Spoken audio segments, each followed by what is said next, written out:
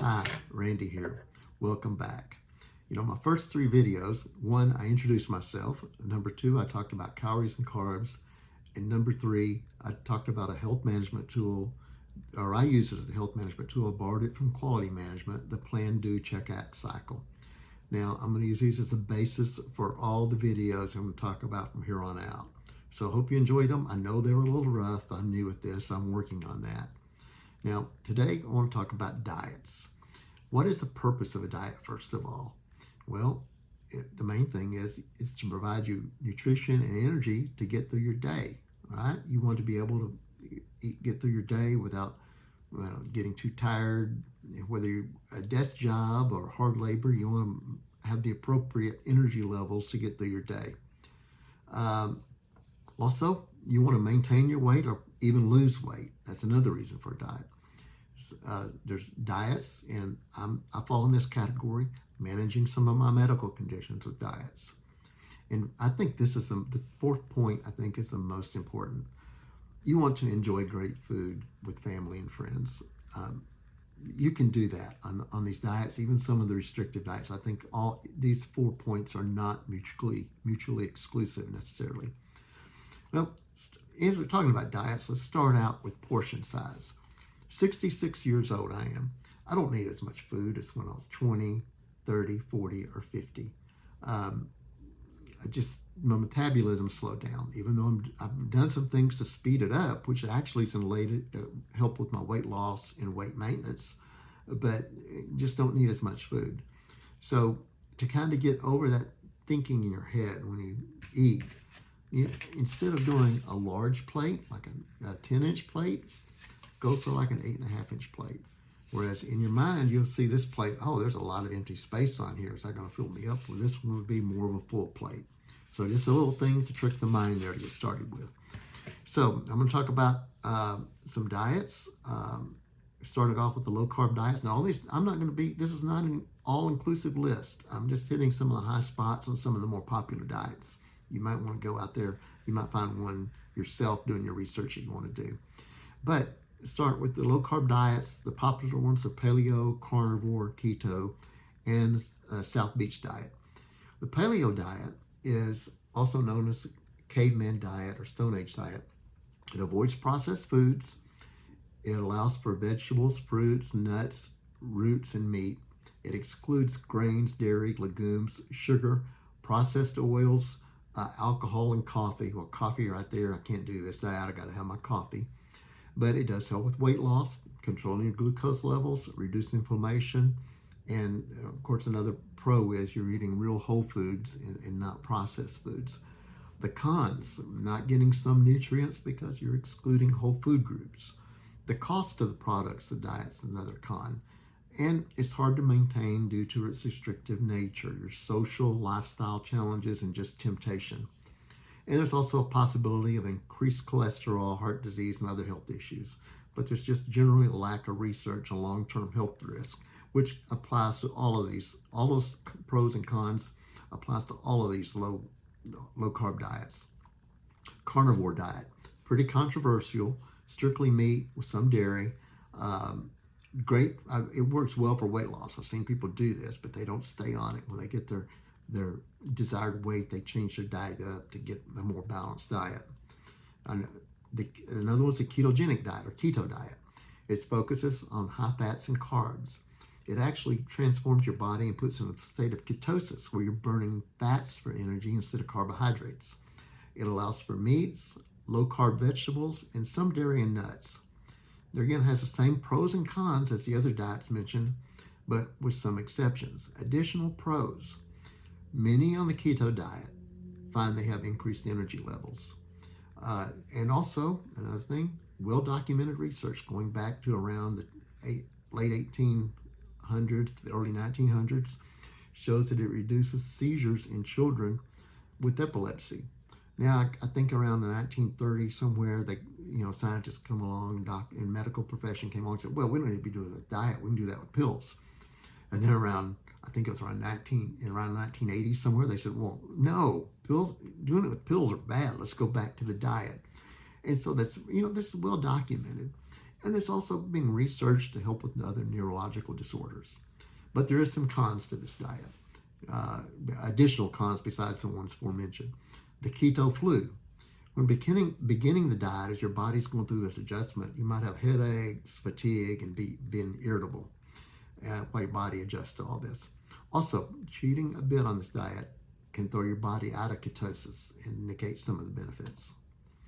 Then the South Beach diet, which was a wildly popular low-carb diet years ago. It's in its basic form, it's less restrictive than the other mentioned diets. It allows for some foods that they don't allow, like whole grains, rice, pasta, beans, lentils. But there's also keto and gluten-free versions of this diet, which have the food restrictions in there. Now, getting out of the low-carb diets, let's talk about the Mediterranean diet. Generally considered the healthiest diet. It's based on unprocessed plant-based foods like vegetables, fruits, grains, and legumes. It allows some dairy, some cheese, yogurt. It uses olive oil as a main source of fats, and it allows for low amounts of red meats. The gluten-free diet. It was marketed some time back as a weight loss diet, but it's really for medical reasons. If you don't have a medical reason to be on a gluten-free diet, don't, unless it's to fit in with one of these other diets aforementioned. It avoids all sources of gluten. That's products containing wheats, barleys, and a couple other grains. And so that excludes breads, pastas, pies, cakes, and even beer.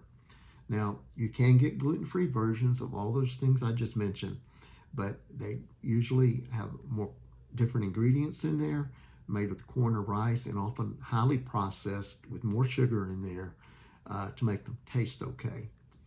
Then there's just something called a common sense diet. Not really sure if this is a specific diet plan that defines this, but it's basically eating a healthy, well-balanced diet, focusing on whole foods in moderation. An internet search will give you some ideas on that. Then there's the TB12 method, the Tom Brady diet. Well, it's not really a diet, it's a lifestyle, diet, exercise. He has a book out. I'm not going to go into that, but whether you love him or hate him, the man played football at a high level till he was 45 years old. I mean, there's been other players make it to 45, but they're usually in some backup capacity, rarely get on the field. He was winning Super Bowls. So, it might be something to check out, maybe some ideas for those of us that are aging. Now, my diet.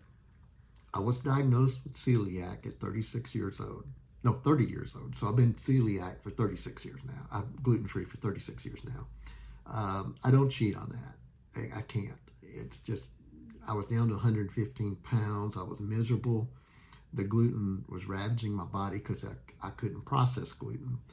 Well, I went gluten-free, and gradually over the years, my weight went up, and I really wasn't watching what I eat except for that. I'd eat candy that was gluten-free, Cokes, things like that. And my weight got up at one point, especially when my knees went bad on me. I got up to 245 pounds. Not good on a 5'6" frame. Well, gradually I got my legs working again, started some mobility, which helped me lose weight. Then COVID hit and I lost some more weight.